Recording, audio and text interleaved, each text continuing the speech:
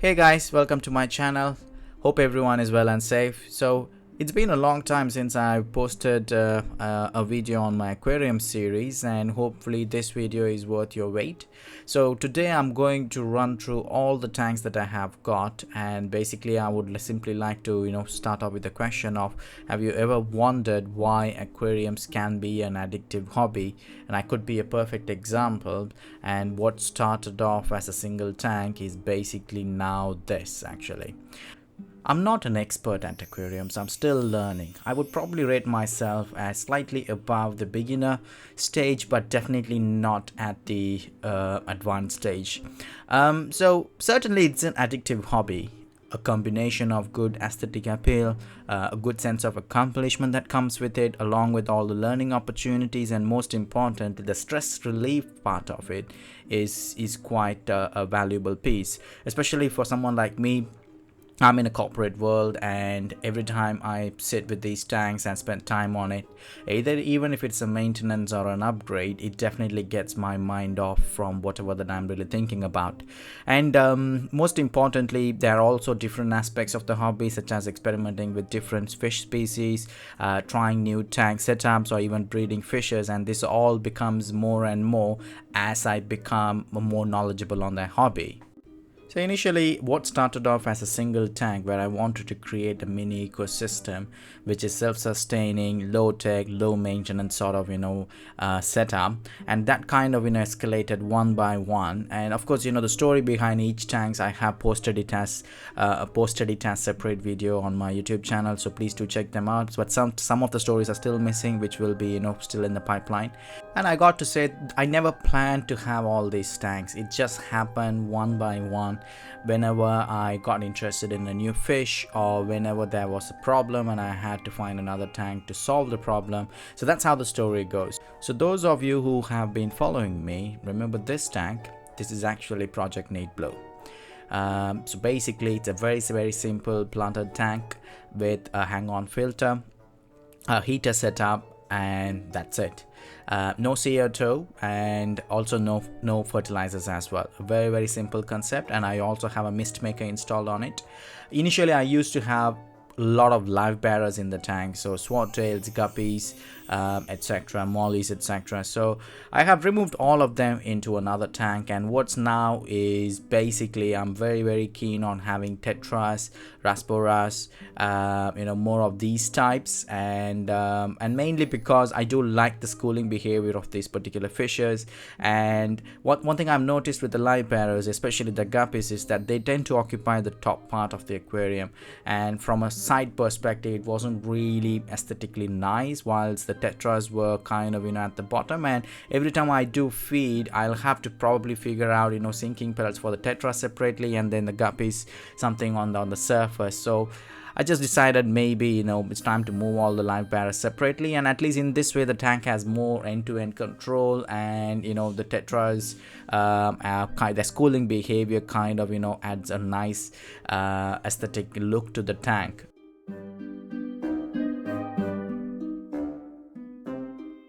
So we got quite a variety of Tetras here. So Cardinal Tetras, Rasboras, Raminos Tetras, and then of course Gouramis, Honey Gourami, and they're extremely shy. In fact, there are two of them in the tank. Let me see where I can find them. And then of course one of my favorite is this ram. In fact I had four. Sadly 3 of them passed away quite recently. This is the only survivor. And of course I do know that they're extremely hard to keep, and that's a learning in process. Oh, there you are. That's the Honey Gourami. In fact there are 2, and there should be the other one somewhere nearby. Plants wise, I do have Amazon swords, and then of course Anubias, and I have this grass like plant that's kind of growing all over the tank.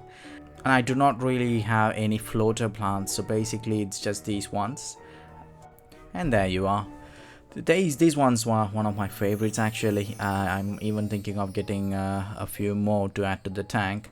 I do like their colors, but one thing I do know is they're quite hard to keep. But this fella has been doing quite okay. They're extremely shy. They rarely come to the surface of the glass, and this time I think they're just thinking that I'm going to feed. Then of course we also have the Corys, always active. These are the panda Corys, and I did not really add any variety here, so it's simple panda Corys right from the start. I think when I had the Guppies, I used to have albino Corys, so those ones I have moved to the tub, which I'm going to show you all later. So I think, oh yes, I also missed the Otocinclus. Let me see where I can find him. He should be somewhere around here. Oh yeah, there you are. There he is. Hang on, let's go down for a bit. Oh no, on to your right. Oh, that's the honey Gourami. Sorry about that. Oh, there he is. That's the one. In fact, I had 4 Otocinclus in this tank. I think 3 of them have passed away. I've rarely seen them. This is the only fellow who is, I think, still alive in the tank. And of course, you know, with my other tank setups, there are more Otocinclus in those particular tanks. And soon I will be moving this Otocinclus to that, because I just don't want him to be feeling lonely, because these are also schooling fish.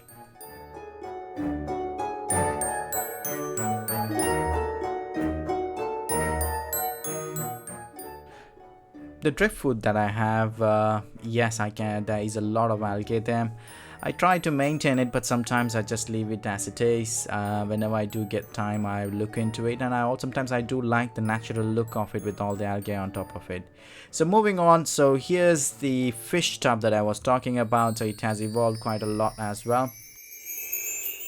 Let me just change the light settings. So there are 2 lights here. One is a blue light, the other one's got the combination of red, green and blue.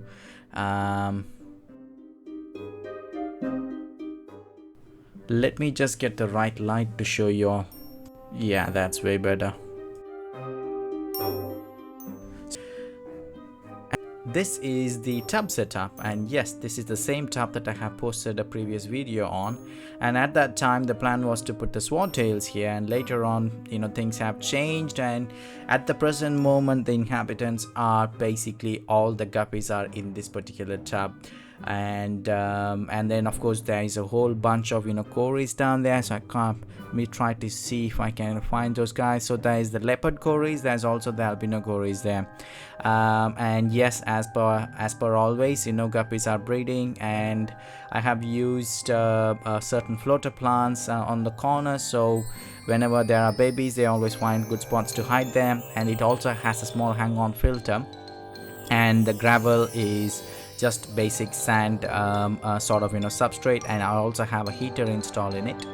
And from the top it definitely looks quite nice, and whenever I turn behind my sofa and look at this, and this gives me a different sense of, you know, satisfaction. And this is also like a mini world. There's always things changing, there's always, you know, a lot of things happening in this particular tank setup.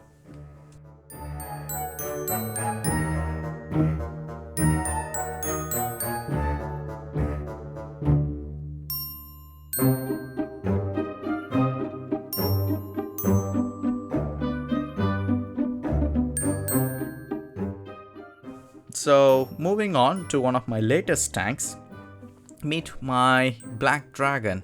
It's one of my favorites actually. I loved his color, so the moment I saw him I decided he would be a perfect addition to my collection. And yes, the story is he was supposed to be in another tank, and because of his color I was not able to see him because that tank was completely dark. So I literally had to figure out another tank, and I also decided a white substrate would work well better just to bring out his colors and also the right light. He's very active and also very interactive, and he kind of, you know, sees you. The moment he sees you, he knows where to come for food. And he's also quite a bit aggressive, because I did test him out with another fish, and he was, you know, getting a little bit more tempted for a fight. And nothing special about this tank, and there is no filter. It's just a very simple basic setup. I do have an Anubias plant at the center, and the concept is more like a snowy kind of, you know, effect. So this particular dragon lives in this snowy world, and there's kind of like a mountain at the center with that Anubias there. And I have put 2 mosses just to take care of the, you know, to help the nitrates to be balanced in the tank. And for this particular tank I do change water quite frequently. I would say at least once in 2 weeks I do change the water.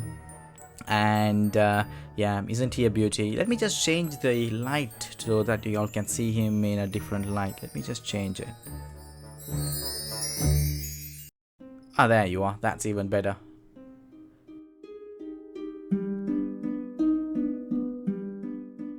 If I remember correctly, I did post a making video of this tank and I posted it on YouTube Shorts. So please do check it out if you're keen on this particular setup.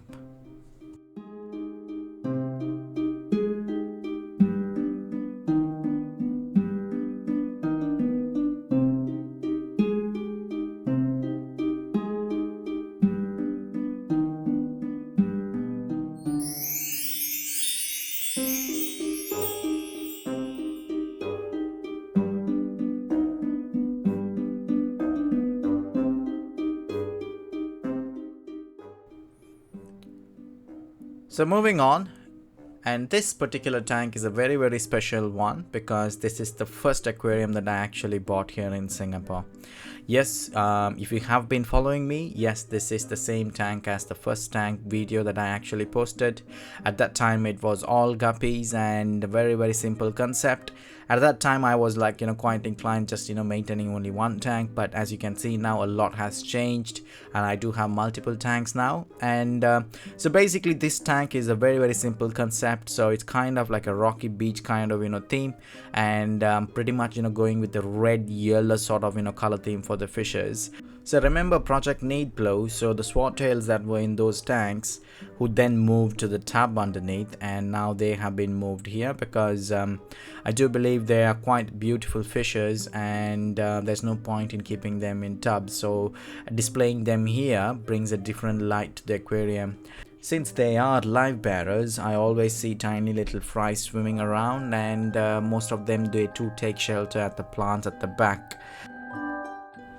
I also have a few coolie loaches in the tank. I think there are around 5 to 6 in the tank. They're very shy, and very rarely I see them when the lights are on. And during nighttime I do see most of them out in the open trying to find food. They're quite shy, and luckily today I was able to film them, but most of the time it's like they never exist in the tank.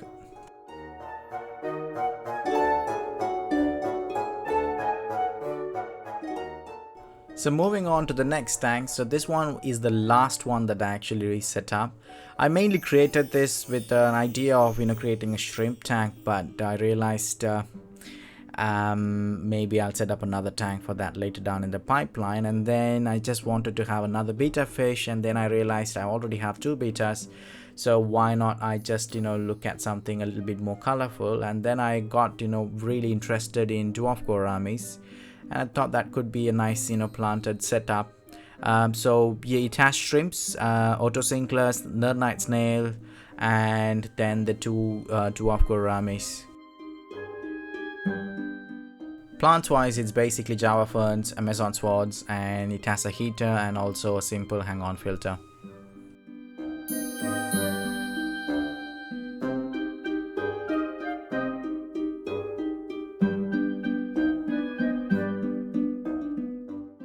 So this tank is right next to the beta tank, which I'm going to show you all later. And the initial idea, as I said, I wanted to keep 2 betas side by side, but the one that I bought is quite black. If I put him here, I was not able to see the fish properly, so that's why I had to set up the other tank. But I think going with the dwarf gouramis was really a great idea. I love their colors. So moving on to the final piece of my collection, my beta fish tank. I have posted several videos on the story of my beta fish tank and how I ended up buying this tank. Sadly, that particular fish passed away, and this is a new fish, but I bought it at a very small size, and he has grown quite to a decent size now. It's a very simple tank. There's no hang-on filter, basic heater setup, and Amazon swords, Kabomba plant, and a few floaters, and that's it actually. And he's quite a very interactive fish, and whenever I do feed him, he interacts with it, and this is the one that I always show maintenance videos. because due to the past history of leaving this tank near the window, there is still an algae problem that I'm battling through. But I think there is progress now. Of course, I have put a black cover behind the tank to give a black background, and I also have blocked the sunlight from entering the tank. So I think this is a work in progress. I think in another few more weeks I should be able to get rid of all the algae, but the fish is quite healthy.